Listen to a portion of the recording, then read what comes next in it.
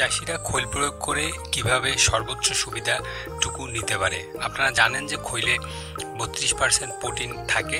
তো সেক্ষেত্রে আমরা যদি পুকুরে খৈলটাকে সঠিকভাবে ব্যবহার করতে পারি তাহলে পুকুরে এই খৈলের যে খাদ্যটা সেটা কিন্তু খুব সুন্দরভাবে ব্যবহার হতে পারে।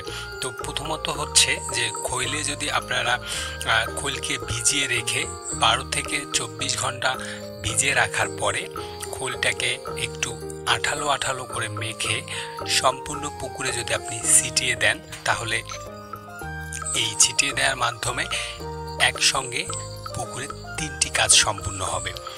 প্রথমত হচ্ছে আপনি পুকুরে খাদ্য দেওয়ার সময় পুকুরের সর্বোচ্চ জায়গাগুলো সব জায়গায় ছিটিয়ে দেওয়ার ট্রাই করার কারণে প্রায় সব ধরনের মাছ সমানভাবে এই খৈল কিন্তু খেতে পারবে এবং সেই সাথে সাথে পুকুরে খৈল মিশে যাওয়ার কারণে সিলভার, ব্রিগেড এবং কাতল এই মাছগুলো কিন্তু খুব সুন্দরভাবে এটার যে নির্যাস পানির সঙ্গে মিশে যাবে সেটা কিন্তু ডিরেক্টলি তারা খাদ্য হিসেবে গ্রহণ করবে।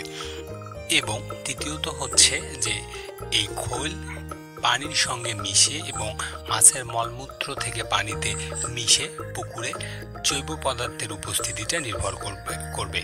এই জৈব পদার্থের উপস্থিতি নিশ্চিত করার কারণে পুকুরে জুপ্লান্টন এবং ফাইটোপ্লান্টন দুটোই কিন্তু খুব সুন্দরভাবে তৈরি হবে, যেটা থেকে মাছ চাষের খুব উপকার হবে আপনাদের। এরকম মাছ চাষ বিষয়ে যে কোনো ধরনের তথ্য বা পরামর্শের জন্য লাবিব মৎস্য হ্যাচারির এই চ্যানেলটি আপনারা সাবস্ক্রাইব করে রাখবেন এবং সেই সাথে সাথে গুলশা, ট্যাংরা, পাবদা সহ ক্যাটফিশ জাতীয় যে কোনো ধরনের মাছ এবং কার্প জাতীয় মাছের পোনার জন্য স্ক্রিনে দেওয়া নাম্বার এবং ডেসক্রিপশনে দেওয়া নাম্বারে যোগাযোগ করতে পারেন। আমরা সারা বাংলাদেশে নিজস্ব ডেলিভারি সুবিধা দিয়ে পোনা আপনার পুকুরে পৌঁছায় দিতে পারবো। ভিডিওটা শেষ করছি। ধন্যবাদ সবাইকে।